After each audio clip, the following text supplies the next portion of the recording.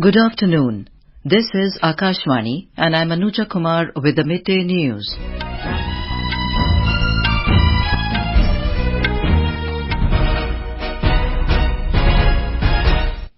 The headlines. Prime Minister Narendra Modi to inaugurate and lay foundation stones of several development projects worth 7,500 crore rupees at Shirdi in Maharashtra this afternoon. Army Chief General Manoj Pande says Indian Army is focusing on minimizing import dependency and becoming self-reliant. Enforcement Directorate summons Rajasthan Chief Minister Ashok Gehlot's son, Vaibhav Gehlot, in connection with FEMA case. US President Joe Biden says progress on India-Middle East-Europe economic corridor could be one of the reasons for attack of Hamas on Israel. Prime Minister to formally inaugurate 37th National Games at Margao in Goa this evening. And at Asian Para Games in Hangzhou, India scripts history by bagging highest ever haul of 79 medals. And now the news in detail. Prime Minister Narendra Modi will inaugurate and lay the foundation stones of multiple development projects worth around 7,500 crore rupees at Shirdi in Ahmednagar district of Maharashtra this afternoon. Mr. Modi will launch the development work in sectors like health, rail, road and oil and gas. During the public program, the Prime Minister will also launch the Namo Kshetkari Mahasamman Nidhi Yojana. It will benefit more than 86 lakh beneficiaries of the Pradhan Mantri Kisan Samman Nidhi Yojana in Maharashtra by providing an additional amount of 6,000 rupees per year to them. The Prime Minister will perform the Jal Pujan of Nilwande Dam and dedicate a canal network of the dam to the nation. Earlier in the day, Mr. Modi performed puja and offered prayers at Sri Sai Baba Samadhi Temple. Raksha Mantri Rajnath Singh has emphasized on the need to enhance operational preparedness to effectively deal with the challenges emanating in the rapidly changing global security scenario. He also stressed on coordinated execution of military operations by the armed forces. Mr. Singh today inaugurated the two-day Air Force Commanders Conference in New Delhi. Speaking on this occasion, Mr. Singh exhorted the Air Force to focus on strengthening the air defense systems, use of drones and making headway in the field of aerospace to protect India's air domain. During the session, the Raksha Mantri was briefed on the operational preparedness of the Indian Air Force by Chief of the Air Staff, Air Chief Marshal V.R. Chaudhary. Mr. Singh praised the stellar role played by the Indian Air Force during the recent humanitarian assistance and disaster relief missions in Himachal Pradesh, Sikkim and other flood-affected areas. Army Chief General Manoj Pande has said the Indian Army is focusing to reduce import dependency to the least and becoming self-reliant. Speaking at Chanakya Defence Dialogue Curtain Raiser event in New Delhi, General Pande said the Army has dealt with the internal security challenges in a manner expected from this force. About a year back, we spelled out our transformation roadmap. We had defined 5 distinct foundations or pillars of force restructuring and right-sizing reorganization. Modernization and technology infusion was the second part. Refining, improving our systems, processes and functions. It was the third. Fourth was the jointness and integration. I will just highlight 2 aspects here. One is, of course, self-reliance or Atmanirbharta. And of course, the 5th pillar was the human resource management. General Pande said that the border situation remains stable and there is a need to remain proactive to deal with various security challenges. External Affairs Minister Dr. S. Jaishankar has said that the Shanghai Cooperation Organization or SCO should work together to promote stability and prosperity in the region by strictly adhering to the principles of international law and respecting sovereignty and territorial integrity of each other. Addressing the 22nd session of the Council of Heads of Government of SCO at Bishkek today, Dr. Jaishankar said India is among the top 10 exporters in the world by value. Dr. Jaishankar said its total trade with SCO members has shown a robust growth, especially with Russia.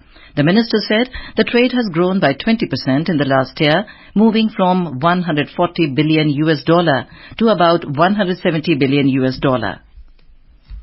Union Cooperation Minister Amit Shah has emphasized the need to increase the production of traditional seeds to strengthen the rural economy. Mr. Shah was addressing the National Symposium on production of improved and traditional seeds through the cooperative sector. He also stressed on the need to increase the export of seeds in the cooperative sector. Modi ji के initiative से श्री अन्न millets का जो market आज विश्व में खड़ा हुआ है, मिलेट्स के बीज तो भारत के अलावे बहुत कम देशों के पास है। आज पूरा विश्व मिलेट के अच्छे बीज चाहता है। उनको बाजरा और ज्वार के अच्छे बीज चाहिए तो भारत के अलावा कोई नहीं दे सकता।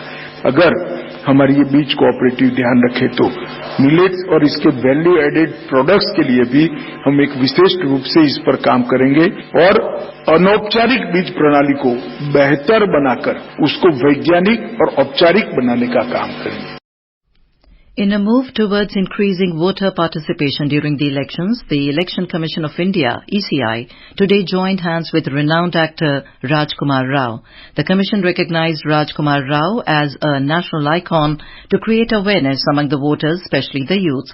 An MOU was exchanged between Rajkumar Rao and the ECI in New Delhi in the presence of Chief Election Commissioner Rajiv Kumar and other senior officials of ECI.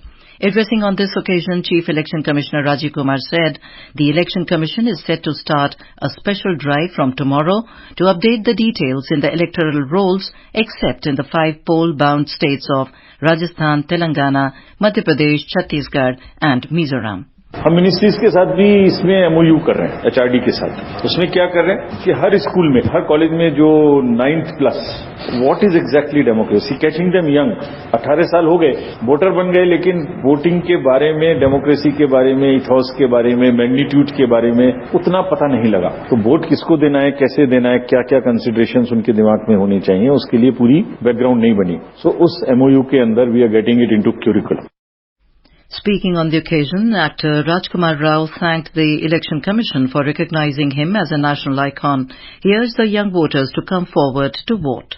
I want to urge and request all of you, please spread the message across that we have to make sure that we go and vote, because it's the biggest power you have in a democracy as a citizen of our country. The Lok Sabha Ethics Committee is hearing the matter related to a cash for query complaint against TMC MP Mahua Moitra today. BJP MP Nishikant Dubey had alleged that the TMC MP had taken bribes to ask questions in the parliament on behalf of a businessman to target the Adani Group and Prime Minister Narendra Modi. Advocate Jay Anant Dehadrai appeared before the committee this afternoon in this case. Mr. Dubey will also appear in front of the committee to present oral evidence. Earlier, Lok Sabha Speaker Om Birla had referred to the matter to the Ethics Committee, in which accusations were made against Ms. Moitra of breach of parliamentary privilege, contempt and criminal conspiracy. However, the TMC MP has denied the allegations. The Enforcement Directorate or ED has summoned Rajasthan Chief Minister Ashok Gehlot's son, Vaibhav Gehlot, for questioning in a case related to alleged violation of the Foreign Exchange Management Act or FEMA. Vaibhav Gehlot has been asked to depose before the ED's office either in Jaipur or in New Delhi tomorrow. The summons are linked to the recent ED raids against Rajasthan-based hospitality group Triton Hotels and Resorts Private Limited, Vardha Enterprises Private Limited and its directors and promoters. The ED also raided the premises of Rajasthan Congress President Govind Singh Dotasra in Sikar and Jaipur as part of a money laundering investigation into the exam paper leak case. This is Akashvani giving you the news. For quick news updates around the clock, follow us on our Twitter handle at AIR News Alerts. U.S. President Joe Biden has said that progress on India, Middle East, Europe economic corridor could be one of the reasons for Hamas's attack on Israel. The U.S. President said he is convinced that one of the reasons why Hamas launched a terrorist attack on Israel was because of the recent announcement during the G20 summit in New Delhi on the ambitious India, Middle East, Europe economic corridor that integrates the entire region with a network of railroad. Mr. Biden was addressing a joint press conference with the visiting Australian Prime Minister Anthony Albanese in Washington, D.C. In the past few weeks, I've spoken to leaders throughout the region about making sure there's real hope in the region for a better future. I'm convinced one of the reasons Hamas attacked when they did, I have no proof of this, just my instinct tells me, is because of the progress we were making towards regional integration for Israel. And we can't leave that work behind. For example, at the G20, act on a proposal I had to build a railroad all the way from Riyadh, all the way through the Middle East, Saudi Arabia, Israel, up through Greece, and then across, not the railroad, but pipeline across the Mediterranean up into Europe. The 76th accession day of Jammu and Kashmir with the Union of India is being celebrated today. It was on this day, 1947, that the then Maharaja of Jammu and Kashmir, Hari Singh, signed the instrument of accession to become a part of the greatest democracy of the world. Several functions are being organized to mark the day. Accession Day is a public holiday in the Union Territory. The day became an official public holiday in Jammu and Kashmir for the first time in 2020 after the abrogation of Articles 370 and 35A on 5th of August 2019. A number of Amrit Kalash special trains are being run across the country for delegations to arrive in New Delhi under the Meri Mati Mera Desh campaign. These trains will start reaching New Delhi from tomorrow. As part of the campaign, Kerala Governor Arif Mohammed Khan handed over the Kalash to young volunteers at an event held at Raj Bhavan in Thiruvananthapuram today. Union Minister of State for External Affairs V. Muralidharan will flag off Amrit Kalash Yatra tomorrow at the state capital. Kalash containing soil collected from 152 blocks across the state will be carried to Delhi for the national level event. In Maharashtra, 71 Amrit Kalash of Nagpur division was sent to Delhi through Mumbai today. In Jammu and Kashmir, Senior Superintendent of Police in Kishtwar district, Khalil Puswal, handed over the Kalash to the nodal officer at the Deputy Commissioner Officer today.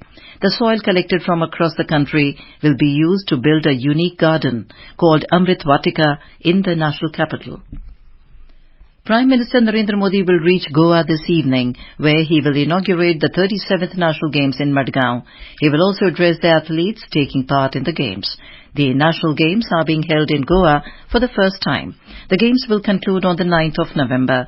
More than 10,000 athletes from across the country will compete in over 43 sports disciplines across 28 venues. India has scripted history by displaying remarkable performance at the Asian Para Games in Hangzhou, China, achieving the best ever haul of over 79 medals so far, including 18 gold, 22 silver and 39 bronze. On day 4 of the competition today, the country has so far won 3 gold, 2 silver and 10 bronze medals. Babu Siddharth clinched gold in R6 mixed 50-meter rifle thrown event of shooting. Sachin Khilari bagged another yellow medal in men's F46 shot put event. In the same event, Rohit Kumar bagged bronze. Bhagyashree Jadhav got a silver medal in women's F34 shot put. In archery, pair of Sheetal Devi and Rakesh Kumar clinched gold in open mixed compound event. Pair of Adil Mohammad Nazir Ansari and Naveen Dalal clinched bronze in men's doubles WN open event. The country's previous best was 72 medals, which they had achieved in Indonesia in 2018. India had won 14 medals at the 2010 edition and 33 in 2014 edition. In ICC Men's Cricket World Cup, the match between England and Sri Lanka is underway in Bengaluru. Opting to bat after winning the toss, England were 11 for no loss in 2.2 overs when reports last came in. In badminton, two-time Olympic medalist PV Sindhu will take on Supanida Katethong of Thailand in the pre-quarterfinals of women's singles in French Open today. In men's doubles, Asian Games 2023 champions Satvik Sairaj Rankireddy and Chirag Shetty will be up against three-time world champions Mohammad Ehsan and Hendra Setyavan. And now, before we end the bulletin, the headlines once again. Prime Minister Narendra Modi to inaugurate and lay foundation stones of several development projects worth 7,500 crore rupees at Shirdi in Maharashtra this afternoon. Army Chief General Manoj Pande says Indian Army is focusing on minimizing import dependency and becoming self-reliant. Enforcement Directorate summons Rajasthan Chief Minister Ashok Gehlot's son, Vaibhav Gehlot, in connection with FEMA case. US President Joe Biden says progress on India-Middle East-Europe economic corridor could be one of the reasons for attack of Hamas on Israel. Prime Minister to formally inaugurate 37 National Games at Margao in Goa this evening. And with that, we end the midday news.